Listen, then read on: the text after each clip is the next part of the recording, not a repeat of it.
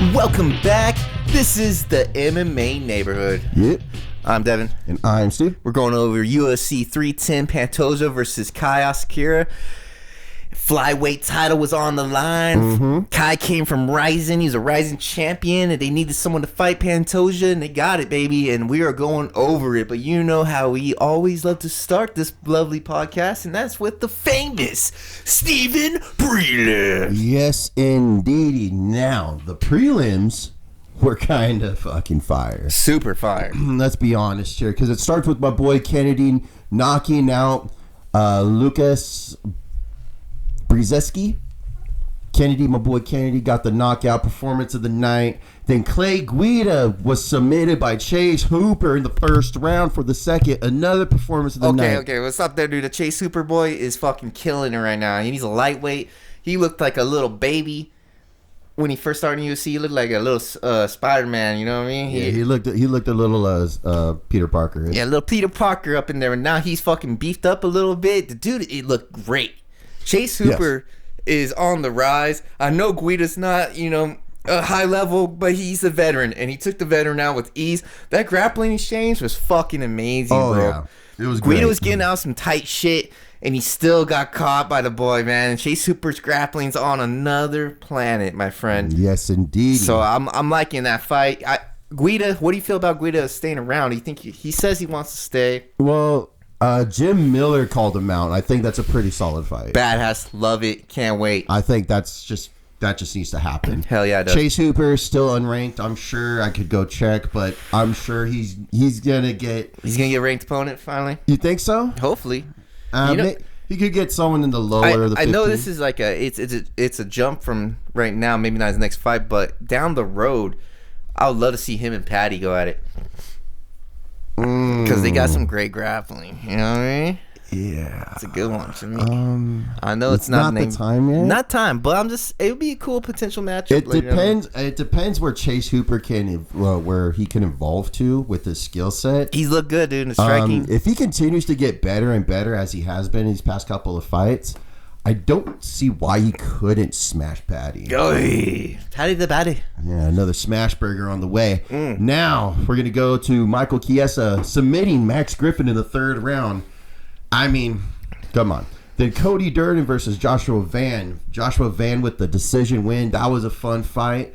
Then Chris Weidman gets KO'd versus Eric Anders. That one's rough, dude. Weidman had Eric Anders in that first round, bro. Yeah, it was. He had him, bro, and he gassed, dude. Yeah. What do you feel about? Maybe we should come up with a new segment on one of these. I'll try to find a clever name for it, but do they retire or not retire? Type of deal. You know what I mean? The good old fashioned do or don't they? Yeah, do or don't. Dude. I don't know how much. Chris Weidman still looks okay. He looked great in that first round, bro. Like, his gas tank didn't hold up. Overall, it's just like, okay, I said okay, but sure. He looked great. He did look great for a short period of time, but I just don't know. I mean, does he look?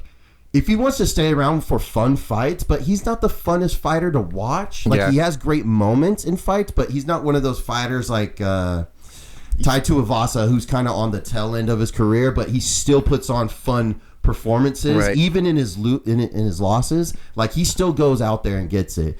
Chris Weidman's like, I wouldn't put him in that kind of category. He's just hanging in there.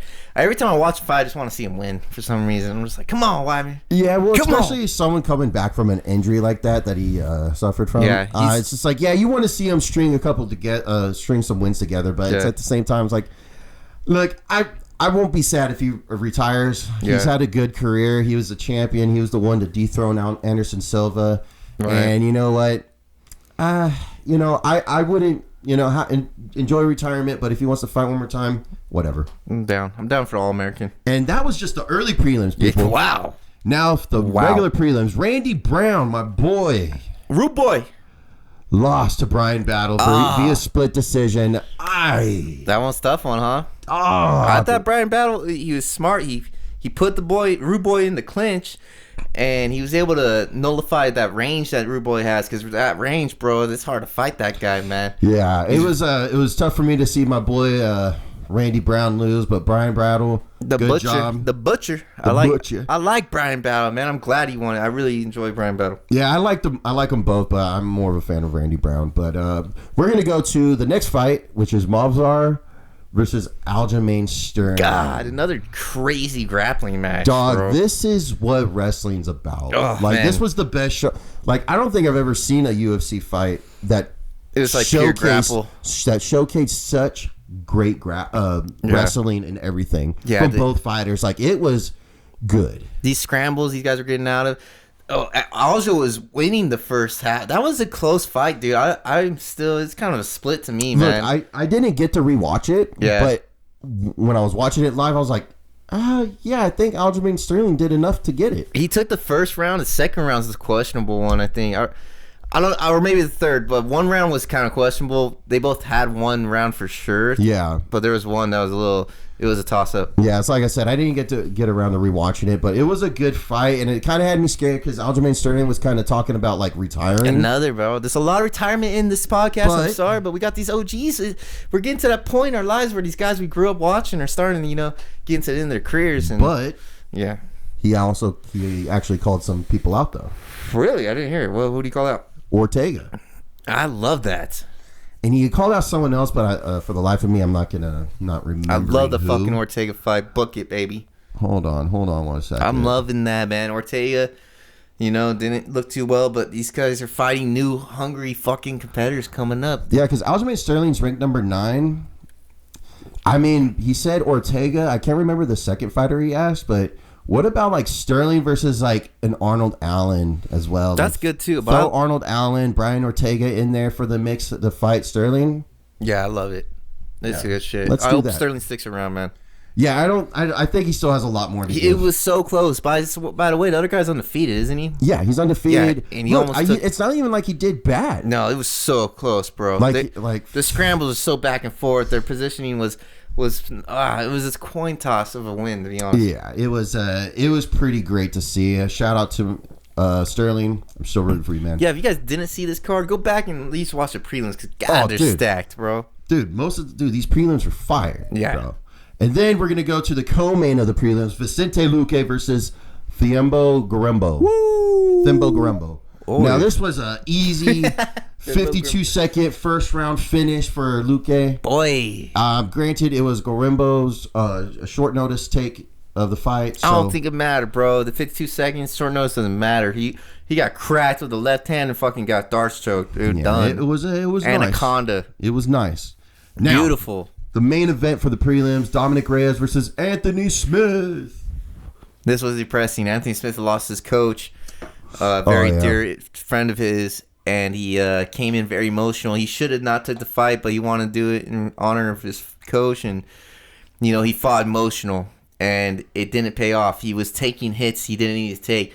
Dominic Reyes fought great, but Anthony Smith just honestly put his hands down at one moment in the fight and just took fucking shots for no reason. I think I liked what one of the commentators said when I was watching it. They were like, it almost looks like he just wanted to feel pain. He did. And you know what? I relate. To a lot of people can relate, because that's tough, losing someone so close to you. And, I typically give Anthony Smith a lot of shit. But that one got you, huh? I will not do this. Yeah. I will not do that this time. Yeah. I hope he's okay. Right. He said he was probably done, but he commentates, after the fights and all that stuff. It's not like he's gonna be left without a job. I'm mostly positive about that. And if he does retire, I commend him for doing everything that he's done in his UFC career. Look, he didn't take the coward's way out versus the John Jones fight because he could have easily taken the win versus John Jones, and he didn't. He was a man about it. He didn't want to win the belt that way. I will always commend him for that much. And if he does retire, which I think he should, enjoy retirement. You had a good career, my dude. Steven, damn, very heartfelt. That was very, very kind of you. And Lionheart's the fucking, he's had rough roads, but that was probably his hardest fight to fight. That guy there's so much emotion, and that's why you don't fight emotionally, but I give him respect for walking in the octagon, and I hope he takes one more so he can have a fight where he's not so emotional. He put one glove. I think he took one glove off. I don't know. Yeah. He didn't leave in the cage.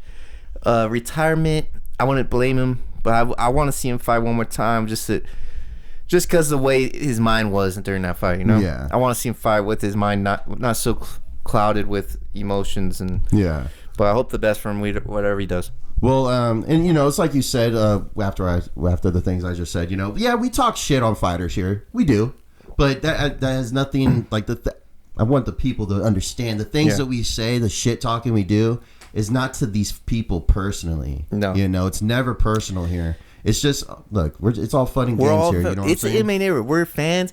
We're just shit talking. We know all these. We respect everybody in there. 100%. Everybody's respected. We might not show it. Sometimes we talk some shit, but that's because Steve and I have picks. We have favorites. We have people we don't care for. But guess what? We love them all. We wouldn't be watching the sport if we didn't. We wouldn't be doing this podcast. Straight up. But on a lighter note, now we have the main card of UFC 310. Who's starting the main card, baby? Nate the Train Landwehr versus Doho Choi. Doho Choi. So I had Nate the Train, and boy, was that a wreck, dude. Oh my God. My boy Doho Choi, bro.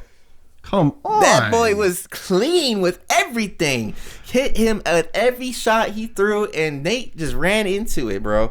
Nate had nothing for the boy. Doho Choi is on. He's back, bro. That boy looks fucking phenomenal. Dude, he looks so clean and crisp. Like, it was insane, Doho Choi. Yeah, he was a Krispy Kreme that night. You know what I mean? Jeez. Dude, it was killer, dude. It was like, dude, he was those like bait and switch uppercuts he was doing, man, was so sick with it. I'm just like, oh my God. It's flawless, bro. He looked flawless. It was, to me, his performance of the night. That guy looked so sick with it. And ends up, he's not even a grappler and ends up submitting Nate the Train, dude, who is a grappler.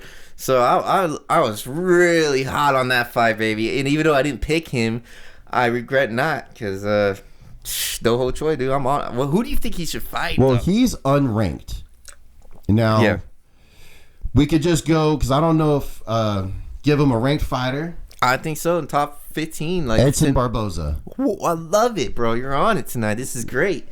Great pick. I have nothing to say on that. I think that's a great pick. And now, we're going to go to the second fight. Featherweight bout. Bryce Mitchell versus Kron Gracie. Oh, Jesus. I'm sorry. This fight shouldn't have been on there. I don't care about how it finished. It shouldn't have been on the main card still.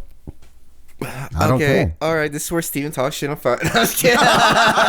No, dude, this was another performance of the night. Fucking obviously. Bryce Mitchell's first knockout. Yeah, Kron Gracie didn't look good, but I love that slam in the end where he slammed him on the ground and finished it with an elbow. Yeah, good. It was a great finish. Look, this guy Kron Gracie does not deserve to be in the UFC. Yeah, and I love Gracie. Gracie's my favorite jiu-jitsu. It's started the sport, but Kron Gracie isn't living up to the name. It's unfortunate. There's probably a lot of pressure on him because of his name.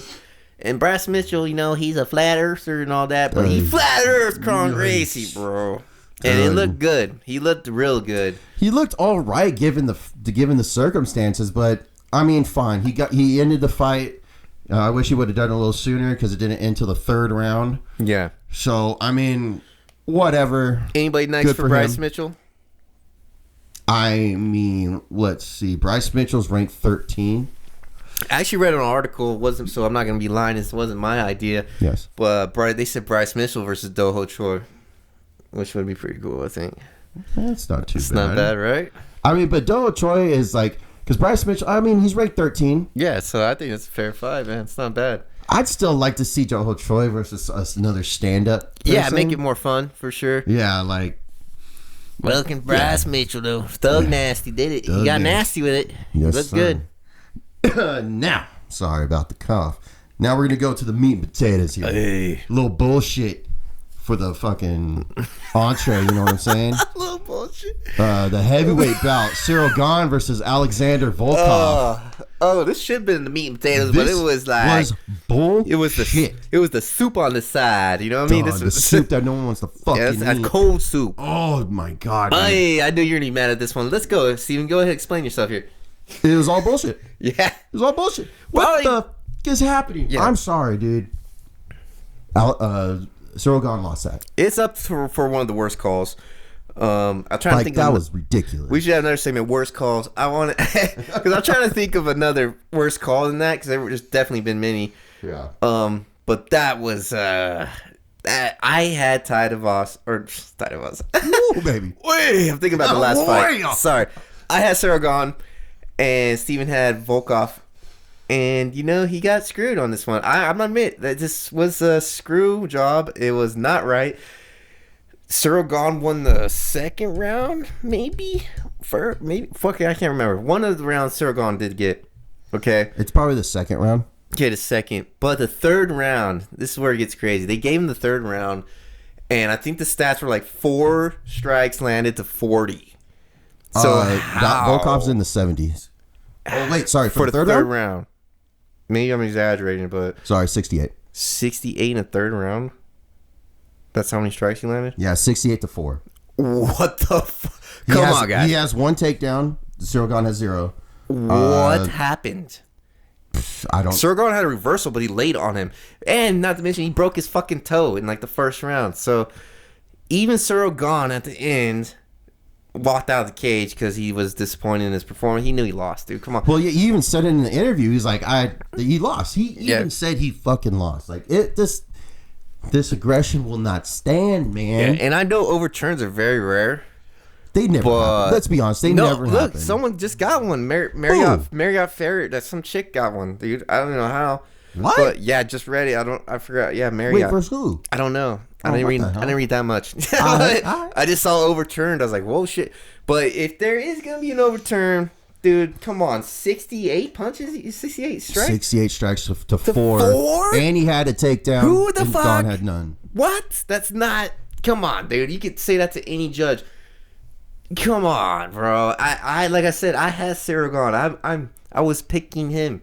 He lost that fight, dude. 100%. 100%. And Volkov should get the title shot eliminator between which Aspinall. You've been hearing Aspinall Jones might be secured. That's what I hear. Look, that's what you bring me to my next point. Tom Aspinall's obviously ranked number 1 with the interim belt. Rank 2, I don't think they've switched. I don't think they've fixed these rankings on UFC.com, obviously. Saragon's ranked 2, which he probably isn't anymore. Volkov is probably number 2. Now, Volkov, I think, even though he lost, he should... It's just not right to pass him up for this. Oh, no. That's the way to make this up is he fights the winner. If Jones and Aspinall fight, which we've been hearing rumors that's going to happen, which is crazy. Yeah. If that happens, Volkov needs to fight the winner. I have a feeling Jones will retire anyway, so basically Volkov's next fight is Aspinall. That's what I like. Yeah. Let's do it. It's got to happen. Now? For the co-main event of the evening, we had Ian Gary, 2 undefeated fighters, Ian Gary and Shavkat. And I was disappointed in this one. I was really thinking this would be fight of the night. Wow, I was wrong, man. It really almost put me to sleep. I was not entertained. These guys did not come to win. They came to not lose. Well, excuse me. Sorry. Well, I will say they were both very respectful of each other of the stand-up. Because they were just kind of chilling for a while, man. Yeah, and they trained together before, and I think it kind of gave them the freezing type style of fight where they kind of knew what was going to happen. They respected it too much. It was a snoozer, bro. Shavkat ended up pulling off the unanimous decision, but there was a point where Ian Gary fucking had him in the tight rear naked, dude. That was kind of close. Yeah, that submission attempt was. I was like, oh shit. Yeah, Ian Gary's about to win. He said it was more of a jaw smash, kind of like the Whitaker one. Yeah. But that just shows how fucking strong Hamzat is, because Hamzat would have got that. And Ian Gary needs to get more muscle on his ass. I don't know, because he had him in deep. I just think Ian Gary, his fighting style, he's able to finish, but he's a point fighter. He's a very skilled point fighter, and I just don't know. Well, here's the thing, Steve. I think he's become that. When he was in the UFC early on, he was knocking people out. He was being exciting. He fucking KO'd Daniel Rodriguez with a head kick. I thought this boy was all about striking, but now he's training with Oliveira, And it seems like he's really resorting to the grappling, which is good. He needs it because the welterweights are full of grapplers in the top. So, but it's making him point fighter now, like you're saying. He's more of a point guy, and that ain't gonna work. But the closest part of that fight to finish was that submission attempt. So I gotta give him credit for that. Yeah, I mean, I'm not taking anything away from Ian Gary because this was a short notice fight. I think he had 3 weeks. Yeah. Cool for him. He did well. He survived. It was his first. It was Shavkat's first decision win. Yeah. And Ian Gary's first loss. And Ian Gary's first loss, correct. And so, obviously, Shavkat, he's fighting Bilal. Remember the name Muhammad? That's what's up. And honestly, can you mind if I just do a quick preview? Yeah. My boy Bilal fucks Shavkat up. Oh, hey, okay. I'm sorry. I'm saying it right now. All right. We already knew that was coming. Hey, surprise. Breaking news. Yeah, okay. Yeah. Well, I think Shavkat looked... there was a lot of... holes in them? Yeah, I'll say it. There was a lot of holes in that game of his, man. What I want to bring up, though, is they were both undefeated guys.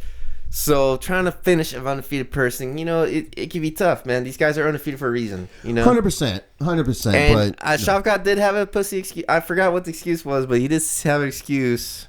Well, I think was he injured again? I guess. That's right. Yeah, he was injured again. It's a good one every time something goes your way, But yeah, so...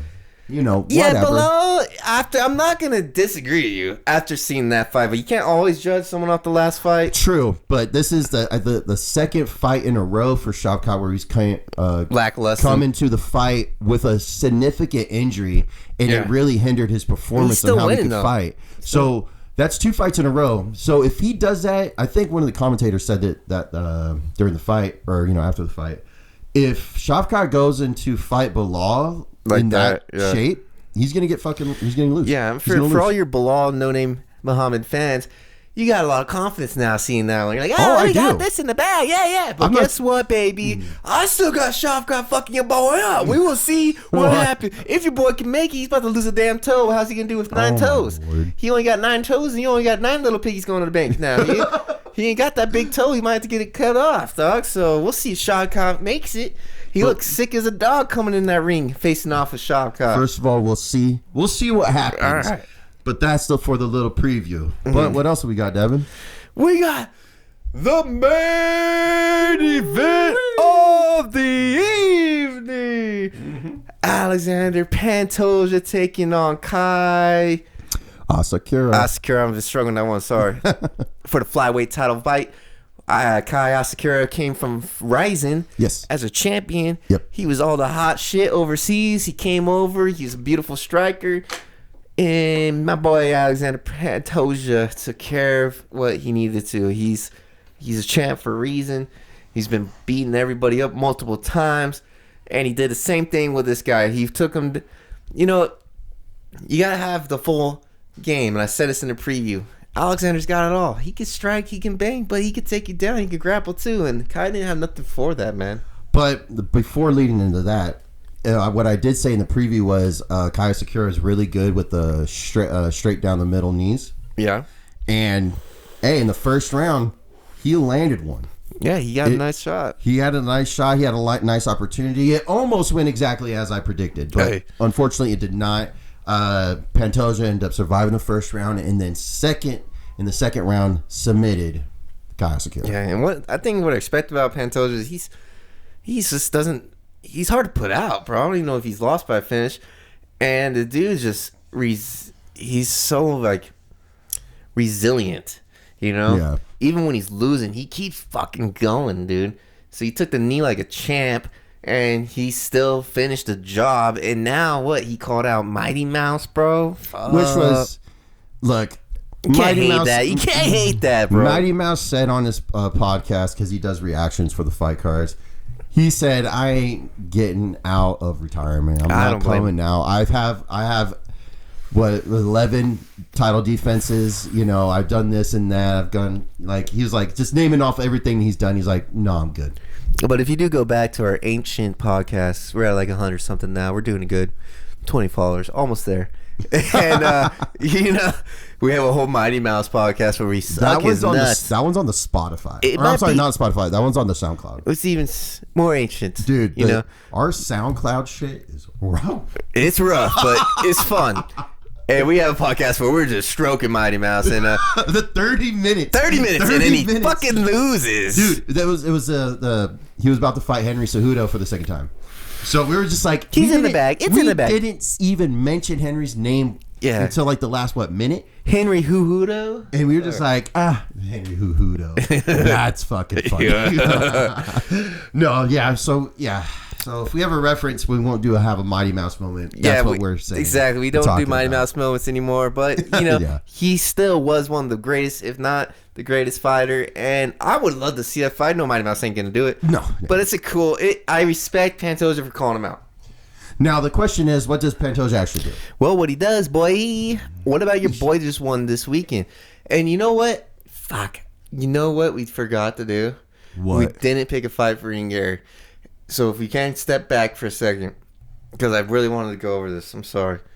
All right, we'll derail the train for a second. We just saw this weekend Buckley fuck up Kobe Covington bad. Hell yeah. Bad, bro. Brutalized him, right? So Kobe and Gary have had some online conflict. So I want to see Ian Gary fight Kobe Covington, bro. No. What? No. Why? He does not. Colby Covington doesn't deserve a name like that. Sorry. Easy, boy. That's dumb. Come on, dude. I'm tired of watching this no talent having ass fucking get good fights for the sake of what he used to do. I just like he's not Aldo. He doesn't have the pedigree or the record for getting all these fucking big names. No, sir. I'm putting the hammer down on the judge right now, and the jury needs to sit down. Well, look, I mean, who do you want to fight? Because I want to see it because I think there's beef. I want to see the beef get settled and cooked. You know what I mean? So that would be a good fight. Now going back to the main event, Pantoja, who does he fight next? Well, also, that's the reason why I stopped and went back to the clock, or rewind the clock a little bit, is because this weekend, your boy, Cape, am I saying Cop? Manuel Cop won pretty damn good. And yes, he did. He called out Pantoja. I want to see that. I think it's great. I want to see that one too. Pantoja's beat him though already. I think it was Cop's debut though. So it's been long enough. Pantoja's beat everybody 3-4. This is Steven's favorite thing. He wants to see fucking rematches at the 5th one. He wants to see 5 rematches. He wants to see it all till the end. He wants to see number 10. But you got Moreno, right? That'd be like their 5th fight. Well, I think really the only thing to do is let Pantoja fight Kai Kara France. They's beat him too, bro. Well, Kai Kara France is kind of next in line. I don't know. Let him fight Kai Kara France, and then I think he's got to move up. Look, it's a weird spot. Okay, I think he's fight Cop because Cop's been the longest one waiting, in my opinion. And I think Kai, he's right there too. But he just came back off just one win, right? Yeah, maybe. So I mean, Cop's on a little tear, and I don't mind Kai. I would like to see that too, but I don't think Pantoja's moving up yet, brother. One more thing. Sorry. Someone did call out Pantoja. Who? The former flyweight champion, Davison Figueroa. Oh, that's right. I don't mind that either. To go back down. I'm just like, well, he's the one that's beat Pantoja. So I mean, that makes it interesting. All this is flyweight champions. Just the flyweight belt is just going back and forth to the same two people. Well, it was with Figueroa and Moreno. Dude, I'm so glad Pantoja changed it up. Honestly, I don't want Davison Figueroa to go back down. I don't want it. No one needs it. It's literally just taking hit my mic. It's literally just taking Pantoja's, it's the same thing because Figueiredo's fucking beat everyone too. Yeah, but I mean, it's a weird point because Pantoja's beat everybody. He hasn't beat Figueiredo. You know what? He hasn't beat him. Let him get his fucking revenge. The future will tell. Look, we could go more into who we think we should fight, like the fights that we want to see when we do our end of the year. Well, hold on. What about you're forgetting Kai? We'll get to that at the end of the year podcast. The end of the year, we're gonna go over the fights we want to see, the fighters who we think are gonna make a big affect ripple in the lake of UFC. But that was our post of the UFC 310. But since this is the last podcast before the end of the year one, Devin, I did want to go just talk about some of the free fight night card if you wanted to. Yeah, go ahead, bro. Well, we had Colby Covington losing to Joaquin Buckley for doctor stoppage. Yeah, which was great to see. I'm so glad for Buckley. He's lucky that doctor stopped it. And then we got to see Cub Swanson, knock out Billy Quarantillo. God, that was amazing. Which was so sick. Yeah, go back and watch that last fight night, guys. That was just hot. Then, as you brought up, Manel Kape versus Bruno Silva, that was brutal. Vitor Petrino versus Dustin Jacoby. Jacoby knocked him out. Yeah, that fight sucked till that knockout, bro. Yeah, dude, that shit was eesh. But a great knockout. And then my boy Adrian Yanez versus Daniel Marcos. Daniel Marcos, unfortunately, got the split decision win. Shout out to Adrian Yanez for putting on a fight. And then my boy Michael Johnson versus Otman Azatar. Dude, second round KO. Johnson fucking head cracked that boy. Holy shit. Holy shit, dude. It's such a shame he couldn't be more consistent. It's okay. He's got time. And, going off all these great finishes, this is why you guys got to see our interview special. It's not over a card. To me, it's my favorite. It's my favorite one to do because we get to reflect on the year.